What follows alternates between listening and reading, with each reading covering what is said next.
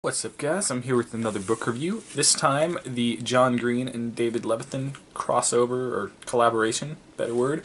Will Grayson, Will Grayson, which hopefully you're able to read that. It's over each other, but this was a delightful little book. This is now the third John Green story that I have read, because I was going to read Fault in Our Stars and I saw the movie, and it made me very sad, and I didn't want to read that because I feel like it would make me even sadder. And I also read the book and watched the movie for Paper Towns. And what this has told me about John Green now with the third story is that John Green does not know how to end a book. Or maybe this one's, you can blame more on David Levithan since his chapter was the ending of the book. But yeah, just the Paper Towns, I did not enjoy the ending to that. Fault in Our Stars, I enjoyed the ending, but it kind of just ended. And this one didn't really have an ending, and that is my biggest problem with the book. I'll get back to that later. Now I want to talk about some of the good, positive things. One, this is a funny book. There's two characters, they switch on and off between chapters, both named Will Grayson, and it's very good at doing two kinds of comedy well. Each of them have very unique point of view, and those point of views are both very, very observationally funny, and the way that their inner monologue, though very different from each other, is both very comedic, the way that they're kind of looking at the world, and just those observations you get between them and some of the other characters in the book are pretty enjoyably funny. It also does situational comedy very well. There are several situations that are just kind of outlandish and funny in general. I mean, when a big plot point in your book is ending it with a big gay musical. I don't mean that in any offensive sense. I mean, like, it's literally about a character being gay and their story of how being gay kind of represented their world and what's been happening. And just the way that you can end it and make that kind of the climax of your book, this musical, is very funny. And there's other moments throughout. At one point, there's a problem with the fake ID, and then the problem with that, I think, is very funny, which then leads to another funny situation. So it does comedy very well, these two kinds of comedy in general. It also does a good way of representing the LGBTQ community.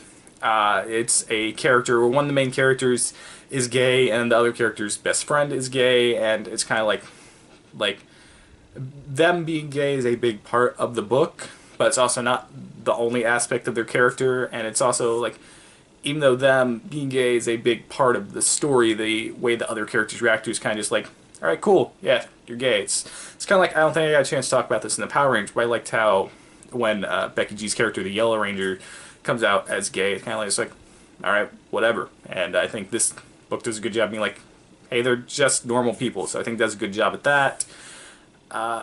And I also think it's very well written. John Green has a very good way of pacing his stories, of the way that he writes, kind of being relatable to everyone and interjecting the comedy while keeping the seriousness. And I think he does a good job at that and of representing friendship in a good way. And David Levithan, during the first half, when he writes one of the Will Graysons, the other one writes the other one, and during his first half, I kind of like the way he's writing. It seemed very like text messagey, where it's all focused on the conversations, and every conversation, whether it's text, writing, email, and semester, was all kind of written the same.